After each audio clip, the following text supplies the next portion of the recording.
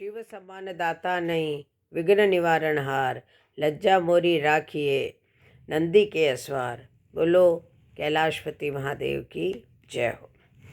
आज का प्रसंग है बंदर और लकड़ी का खूंटा। एक समय शहर से कुछ ही दूरी पर एक मंदिर का निर्माण किया जा रहा था। मंदिर में लकड़ी का काम बहुत था, इसलिए लकड़ी चीरने वाले बहुत से मजदूर काम पर लगे हुए थे।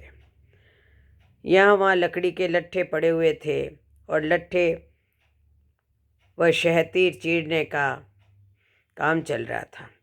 सारे मजदूरों को दोपहर का भोजन करने के लिए शहर जाना पड़ता था, इसलिए दोपहर के समय 1 घंटे तक वहाँ कोई नहीं होता था। एक दिन खाने का समय हुआ तो सारे मजदूर काम छोड़कर चल दिए। एक लट्ठा आधा चीरा रह गया था। आधे चीरे लट्ठे में मजदूर लकड़ी का कीला फंसा कर चले गए। ऐसा करने से दोबारा आरी घुसाने में आसानी रहती है। तभी वहाँ बंदरों का एक दल उछलता कूदता आया। उनमें एक शरारती बंदर भी था, जो बिना मतलब चीज़ों से छेड़छाड़ करता रहता था। पंगे लेना उसकी आदत थी। बंदरों के सरदार ने सबको वहाँ पड़ी चीज़ों से छेड़छाड़ न करने का आदेश दिया। सारे बंदर पेड़ों की ओर चल दिए, पर वह शैतान बंदर सबकी नज़र बचाकर पीछे रह गया और लगा अड़ंगेबाजी करने।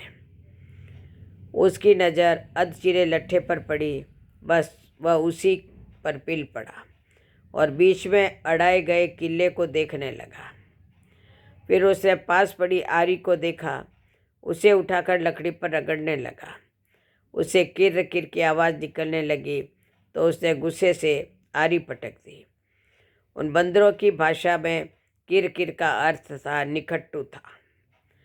वह दोबारा लट्ठे के बीच फंसे किले को देखने लगा। उसके दिमाग में कुतूहल होने लगा कि इस कील को लट्ठे के बीच में से निकाल दिया जाए तो क्या होगा। अब वह उस कील को पकड़कर उसे बाहर निकालने के लिए जोर आजमाइश करने लगा। लट्ठे के बीच फंसाया गया कील 2 पाटों के बीच बहुत मजबूती से जकड़ा गया होता है, क्योंकि लट्ठे के 2 पाट बहुत मजबूत स्प्रिंग वाले क्लिप की तरह उसे दबाए रहते हैं। बंदर खूब जोर लगाकर उसे हिलाने की कोशिश करने लगा। कील जोर लगाने पर हिलने व खिसकने लगा तो बंदर अपनी शक्ति पर खुश हो गया। वो और जोर से खौं खौं करता कील सरकाने लगा। इस धींगा मुश्ती के बीच बंदर की पूंछ 2 पाटों के बीच आ गई थी, जिसका उसे पता ही नहीं लगा। अब उसने उत्साहित होकर एक जोरदार झटका मारा और जैसे ही किला बाहर खींचा, लट्ठे के 2 चीरे भाग फटाक से क्लिप की तरह जुड़ गए और बीच में फंस गई बंदर की पूंछ। अब बंदर चिल्ला उठा। तभी मजदूर वहाँ लौटे।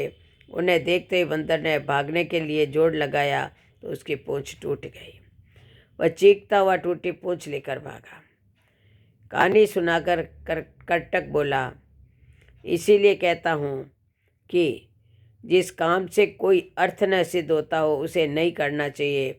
व्यर्थ का काम करने से जान भी जा सकती है। बोलो जय श्री कृष्ण, जय जय श्री राधे, जय।